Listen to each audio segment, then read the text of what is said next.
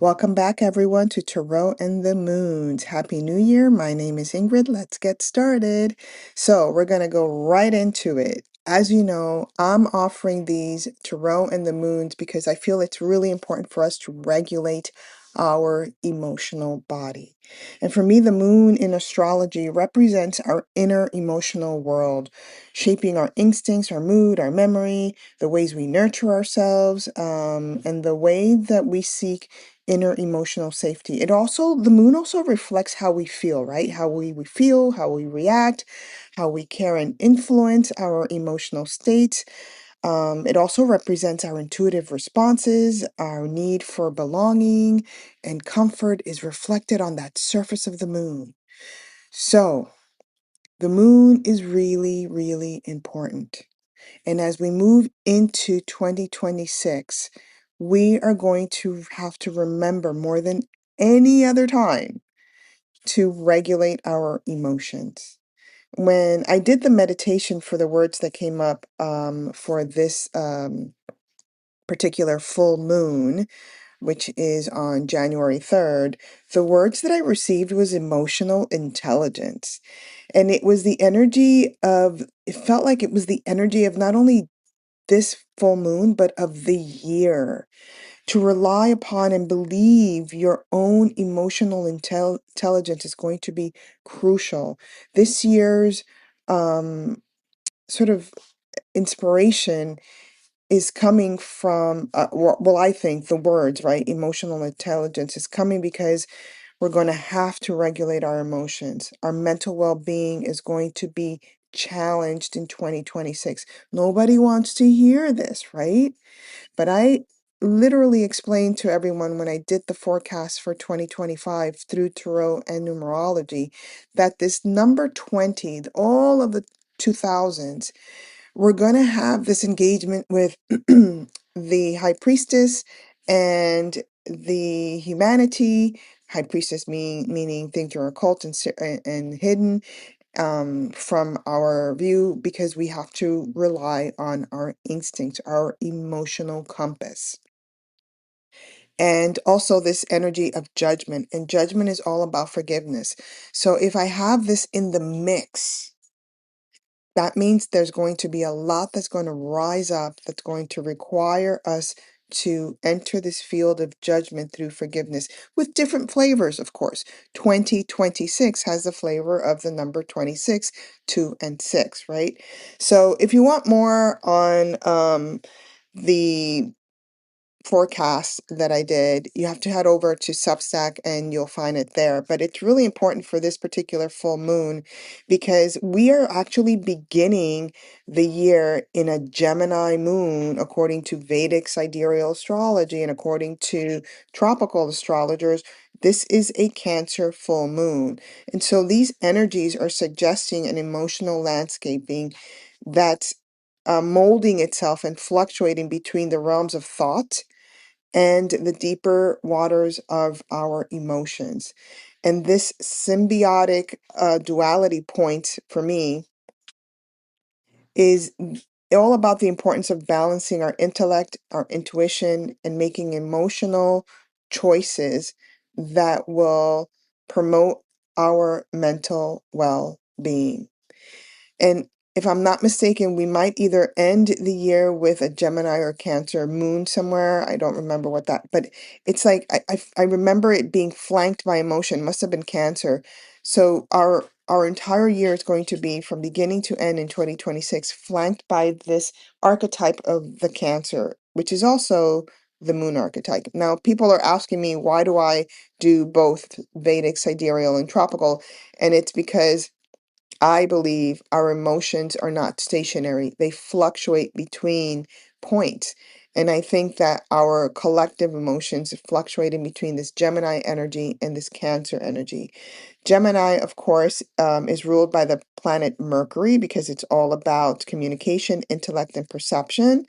And the core emotional tone for Gemini, according to esoteric astrologers, is that emotions process through our thoughts, our language, and our perceptions. And so our feelings tend to be changeable, curious, mentally active, and alert when we're dealing with a moon in Gemini. And there's a call here for us to feel emotional security. And we're going to want emotional security from truthful revelations, truthful information, truthful conversations and learnings and connections. Now, of course, we see the trajectory of the world. And so we might guess that in its more challenging state, we're not going to get the more truthful version of things. And the esoteric astrologers also see Gemini as an internal world that is very fast moving, very adaptable, and often has a dual engagement, right? Because that Gemini is about that duality. So that we ourselves are going to be feeling different emotional states with the activation of this particular full moon. And there can be this sort of feeling of emotional restlessness, right? A need to understand our feelings on an intellectual level is not always the best thing because we have to rely on our feelings from the heart level, right? And sometimes sitting with our difficult feeling, we go into intellectualizing it, and then we actually cause more harm to the emotional body. So we want to be able to sit with it, have these quick emotional responses because that's mercurial, that's part of Gemini. And you're going to probably be feeling this need to express your feelings verbally. It's communication. And our sort of environment and society are going to be on heightened alert for some reason. That's what I'm getting. So it's okay to detach emotionally by rationalizing, but it's not okay to rely on the rationalization to justify the emotional feelings. And it's best when we are stimulated with our heart center and connect with others socially to feed into the more positive aspects of our emotional power. Now, when we move into this energy of the Cancer moon, which is where the tropical astrologists say the moon is right now, this particular full moon, um, the core emotional tone, right, from the esoteric perspectives, is that emotions are going to run deep, they're going to be instinctual. They're going to be wanting to nurture and to protect. And it's very much based on some sort of connection with home, family roots, and ancestry, right? So home base is going to be really important for all of us in this from this January period, full moon to the new moon. And our emotional lifestyle is going to be tipped toward our intuitive receptive energy, right? Again, relying on your emotional truth through your heart center. There's a natural empathic and caregiving instinct that comes from the Cancerian energy. But first, before you go out into the world and be empathic with the world, care, give with the world, I, it's important to sit with your emotions, to be empathic with your own emotions, and to care give your own emotional state before going out and impacting the world with your feelings, right? Again, with Cancer, feelings run deep. The emotional security comes from trusting your emotional instinct. It actually is ruled by the moon, the planet, the moon, rules the Cancer astrological sign. So there's a tendency here to not be fully aware of why you're feeling the way you're feeling. But there is a powerful capacity to nurture your feelings by remaining stable and grounded. So again, Gemini has this deeper spiritual task of integrating opposites, the mind, the heart, the intellect, and the intuition, so that our emotions are not simply understood on this intellectual space, right, which is very mercurial, but rather transformed into a compassionate emotional wisdom. That's the higher state of Gemini. With Cancer, the emotional life becomes less about guarding your vulnerability and more about becoming a vessel of intuition and care and healing and carrying the capacity to really see and feel your wholeness. But for the collective emotional lifestyle of humanity, We have to learn how to ground that by first going inward within ourselves, nurturing ourselves. So this full moon, January 3rd, is going to be deep with our soul matrix, which is represented by that moon energy, which rules Cancer, and the full moon is going to power power I want to say up power or activate, right? More of our thoughts in order to extend that mercurial field of communication, which, by the way, again, Mercury rules that Gemini field. And for me, when we succumb to our mind, and allow it to dominate our instinct or our emotional resonance, we go into the space of danger. So it's really important to listen to our intuitive senses. This is part of the communication field of Mercury and Gemini. Listen to that other aspect and also allow it to direct you to see from the heart and ask yourself, do I believe what I'm being shown on the exterior? Right? There are going to be some changes to this offering. There are a lot of things that I used to include, which is a lot of talk about the planet and a lot of talk about activating on quarter moons.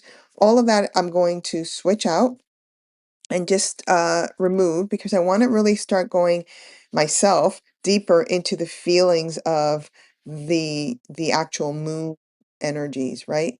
Because I do feel it's super activated emotionally for 2026. All right, let's go on to the next slide where I'm going to talk a little bit about the tarot players for this full moon period. All right, so I hope that let's just double check. Yes, you can see it.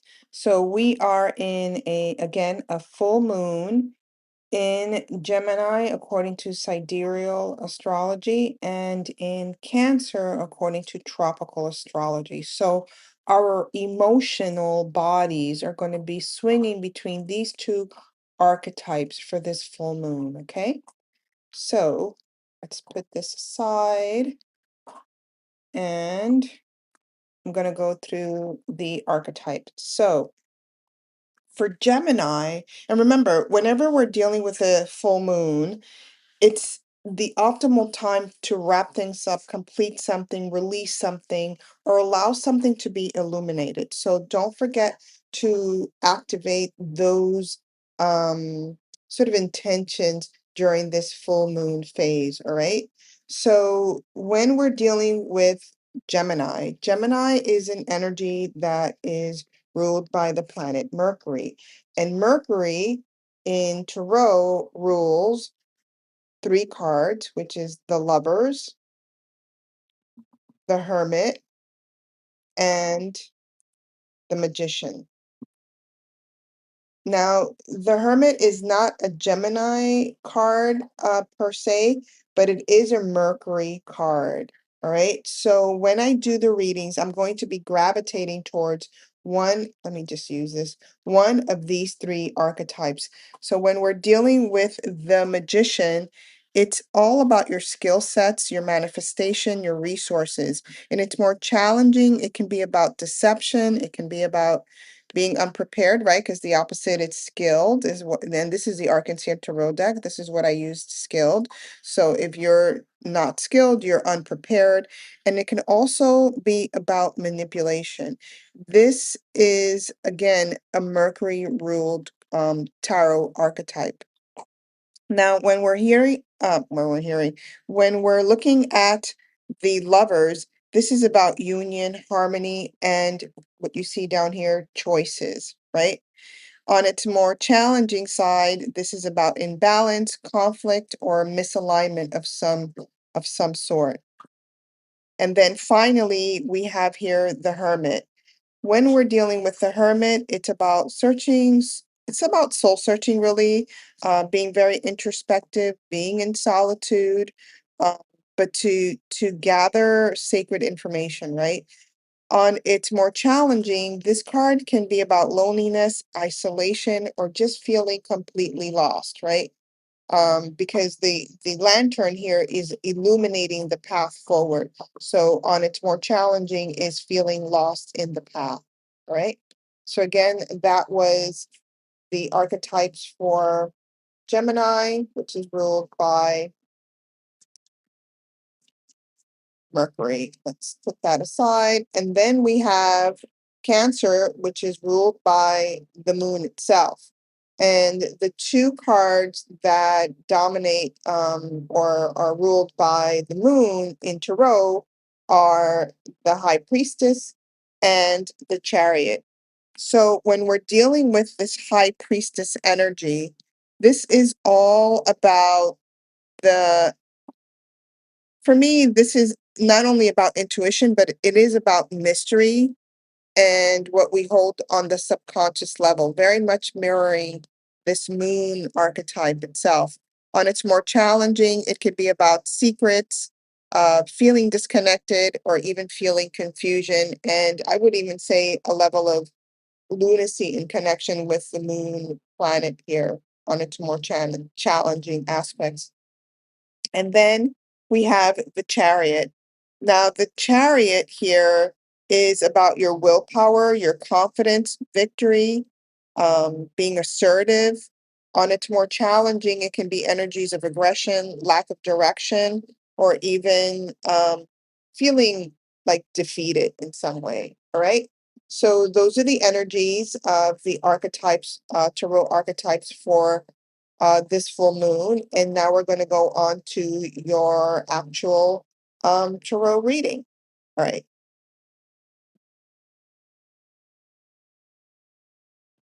All right, here we go. So we're going to do things a little bit differently for 2026. I'm going to have this smaller wheel to work with, and then I'm going to be using the Star Lord Arcana cards to identify your astrological signs. Okay. And so let's see how this goes. Let's see how the experiment goes. We're going to begin this reading from Cancer, and then we make our way around and end in Gemini. So Cancer, this is your card. And Cancer, I don't do the regular playing cards, but for everyone, you can look at the bottom here, and the Two of Hearts represents Cancer. I think that's also a fun way to learn a little bit more about your astrological engagement by looking at the archetypes of the actual cards. Also, one more note, I am focusing on the moon signs, but I've been told that the sun sign and the ascendant sign are equally applicable. I would just write it out as a story, right? The moon is your emotional waters during this time period from the full moon to the new moon coming up. The sun is sort of like where you're headed, and the ascendant is how you get there. That's my interpretation. Of course, you can use your own. All right. I've already pre-shuffled the cards. I'm using this everyday tarot deck. And I'm using as an oracle the Rose Oracle deck by Rebecca Campbell. All right, here we go. Let's see what we got for Cancer baby. I was going to pull two there. Six of Cups. This is nostalgia. This is like remembering the past. This is remembering your childhood. This is engaging even with family. I'm being drawn here to choices because oftentimes our choices kind of gives us this energy of going to the past. And also this is the Six of Cups, and this is the number six of the tarot deck is the Lover's card. So for this time period, do make loving choices for yourself, and don't forget the innocence. Don't forget the childhood experiences that you've had, because I think it's going to do something to ground you, right? Because this is the Cancer energies and the Gemini, to ground you and your thoughts. Don't get stuck thinking too much about the past, though. Then your oracle is, can you guys see that? Yes. After the rain, silver lining, relief, sorry, hope, mercy, it's over, and acceptance. Yeah, so in the context of this past experience here, it's important for all of us to remember the silver lining of our experiences in the past, the relief from any past engagement, and the hope that, yeah, there's a rainbow there for us in the future, so long as we continue to make these loving choices for ourselves. Nice reading. Let's put this over here and it's over here, so I won't stop. So that was Cancer. Next, we have Leo babies. You are the King of Hearts or the King of Cups energy. Let's see what you have coming here. The Four of Pentacles. So this is very much about reserving or preserving your emotional body, right? Because this is Pentacles is reflective of your body, your physical body, but also your body of work. In my context, we're talking about the emotional body. So preserve your emotional body. Don't expend too much energy out there where you could possibly feel a little bit depleted. I am being drawn here to the energy of the Hermit to be more in that space of contemplation and to really think about where it is that you want to expend your energies, right? Where is it that you want to focus your sort of your emotional engagement? And this might require you to be in a contemplative energy, a contemplative mode for this period of time during this full moon period. And your oracle is the Rose of Venus, alignment, flow, right relationship, and harmony. For me, I feel like wait for the right relationship to arise, to make itself known, and wait until you feel internally harmonious before you pour out your emotional body or give out your money or invest your money or present your body of work out there. Wait for that right time and be in the space of contemplation. And then you'll get that sense, that harmony, and then things will flow and be in alignment for you.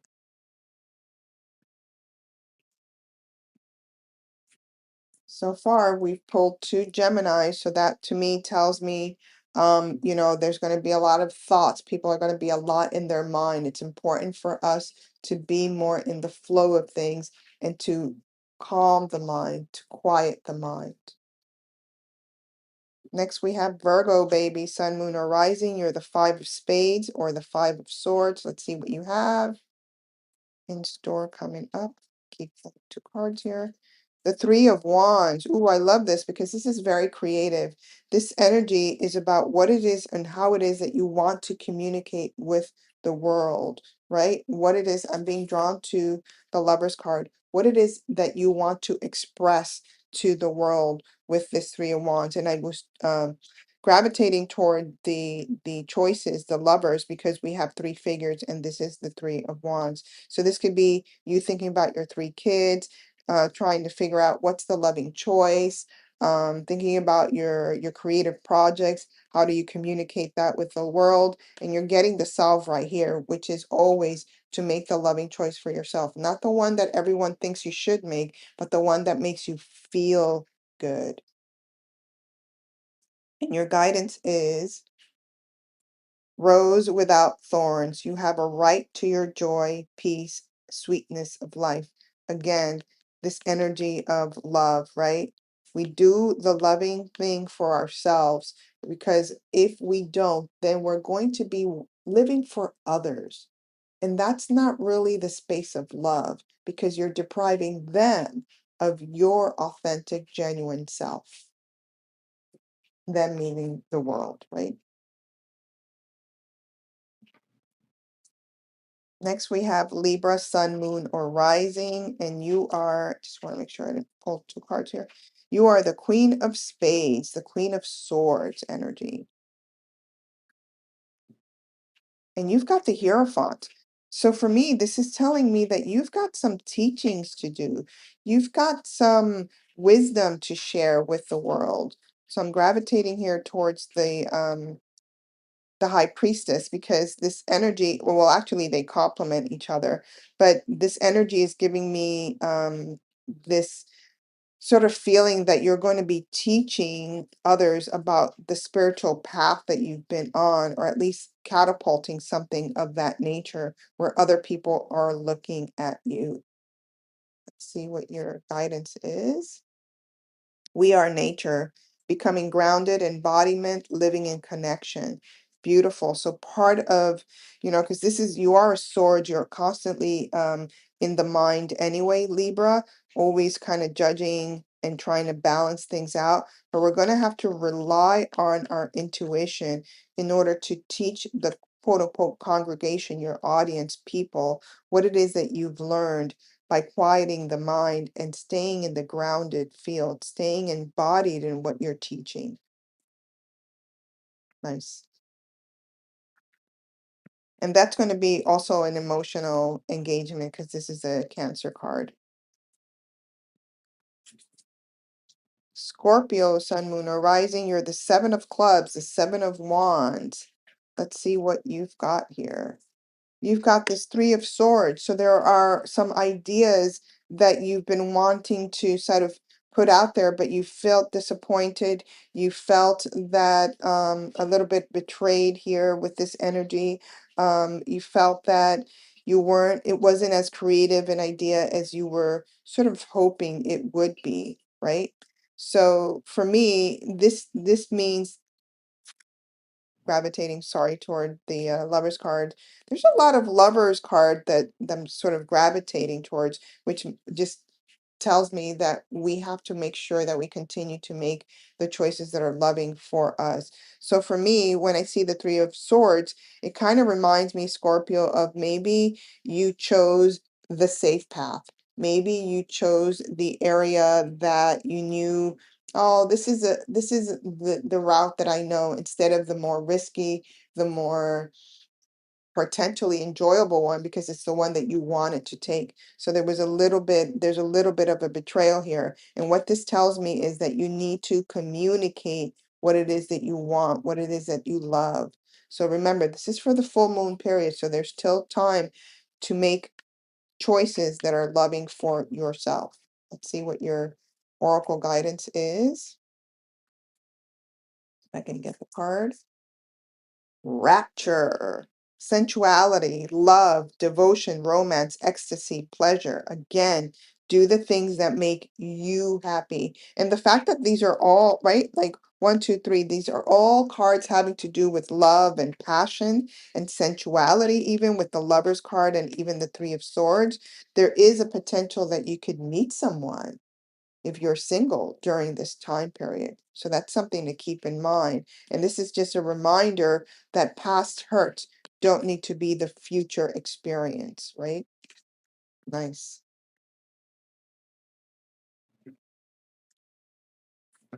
All right. Next we have Sagittarius, Sun, Moon, or Rising. So, Sagittarius, you're the Five of Diamonds, the Five of Pentacles, action, fun, adventure. You just like to be out there.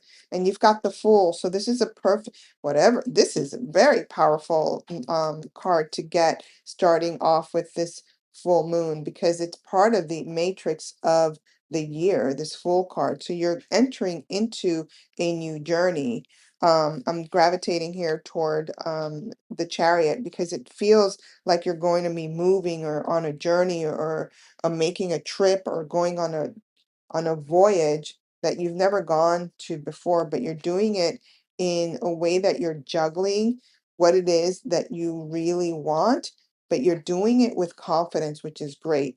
This is what we need when we're dealing with the Fool archetype. We don't want to be foolish, but we also don't want to miss out on an opportunity just because we think it's quote unquote risky. Let's see what your guidance is. Temple of the Rose, ancient power, expression, activation, scarlet codes. For me, this is an activation. So whatever is going on for the Sagittarius, there's an energy of activating a new experience, a new journey, doing it with levels of confidence because you have faith. You have faith. Faith that potentially is coming from ancient power, meaning your ancestors. Nice reading. And again, if I'm picking from the Cancer pile, it's going to be an emotional experience. If I'm picking more from the Gemini energy, you're going to be more in your mind. So this has to be, number one, regulate our emotions. Number two, temper down our chattering minds. Capricorn, Sun, Moon, or Rising. Keep doing that because the cards are a little thick. You are the Knave of Hearts, the Cups energy. Let's see what you have as guidance. You've got the Tower card. This means that we have to work on our foundations. We have to make sure that going into this new year, we're standing on solid ground. And there's nothing, I'm gravitating towards the Magician here. There's nothing here that can trip you up, right? So I was drawn to the Magician because the Magician is about skill sets, right? So sometimes we think that we are secure or we know everything that we need to know, but we forgot that chapter and we didn't study.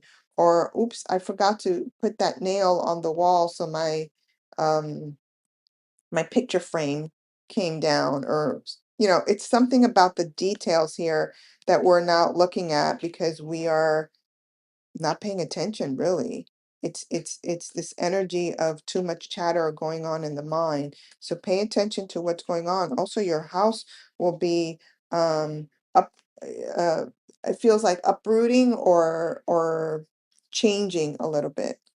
Changing. But you've got the Magician here, so magic can happen with this change or transition that's going on.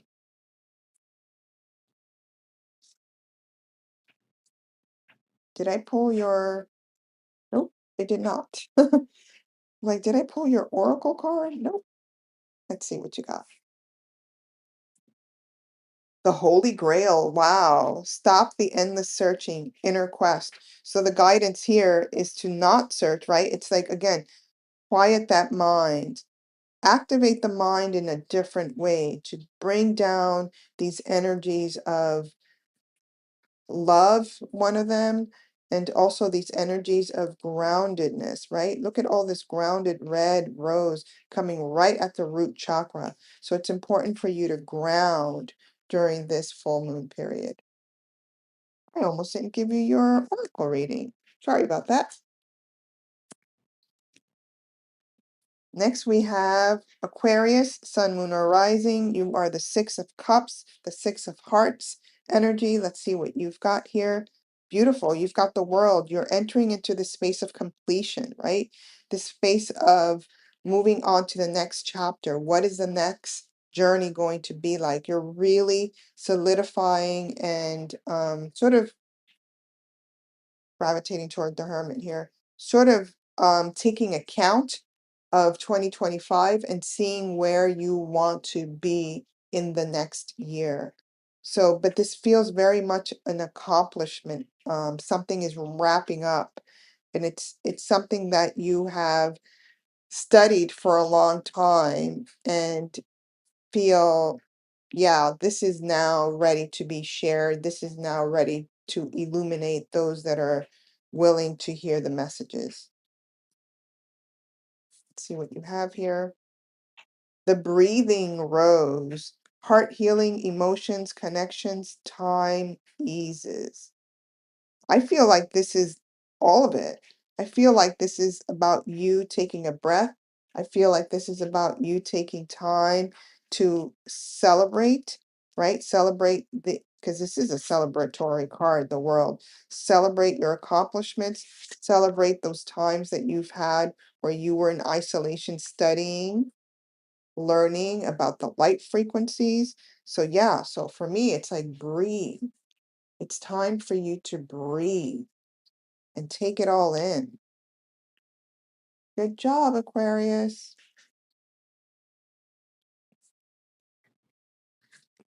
Pisces, you're next, and you're the Five of Clubs or Five of Wands. Let's see what you've got here. Oops, I didn't see it, so that's good. Eight of Wands. Wow. So something's moving really, really fast. Some creative projects, some engagement. This is the Chariot card right in the middle of it. It's moving very fast and you're moving with confidence. And it feels like you're bringing also peace with it, right? Because you've got these two amazing peace doves. So whatever's going on for you, it is emotional, but it's almost like you're bringing in peace to your whatever group you're with or even in your own home. Sorry if the camera has been moving back and forth. I'll have to figure that out. Let's see what your guidance is. The second bloom, a second chance. It's never too late. New possibilities. So yeah, whatever it is going on that's moving very fast, this is not your first rodeo, as it were, right? So you've done this before. So just be ready that, this full moon is going to speed something up, some creative project that you've been putting your faith in. It's going to speed it up. Beautiful.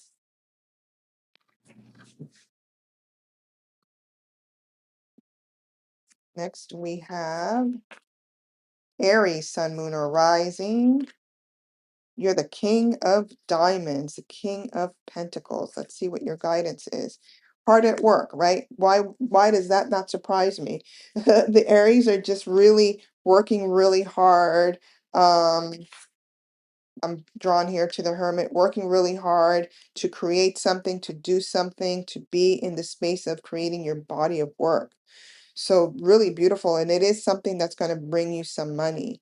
So that's awesome. And it's focused on something from the past that you've been diligently working on. So it feels very successful. You're ready to launch it.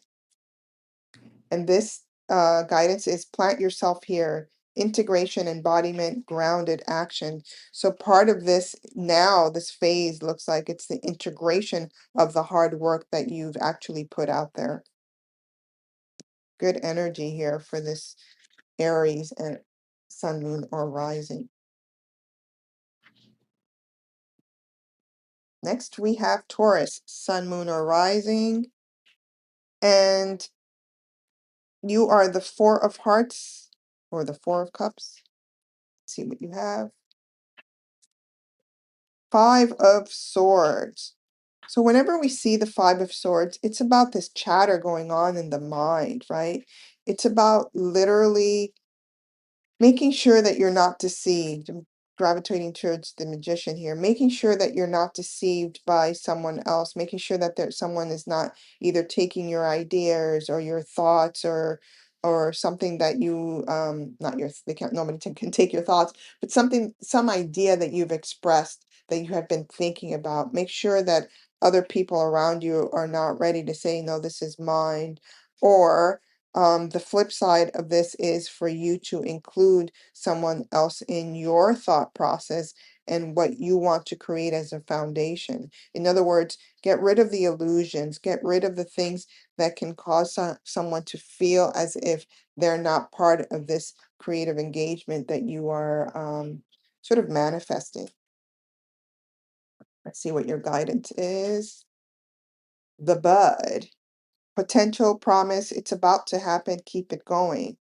Or keep going rather. So I feel like this is action, fun, adventure that's coming in, but there's something here, Taurus, that's not quite clear, and it's because somebody's not being sort of truthful or properly communicating with you what they want or how they want to contribute.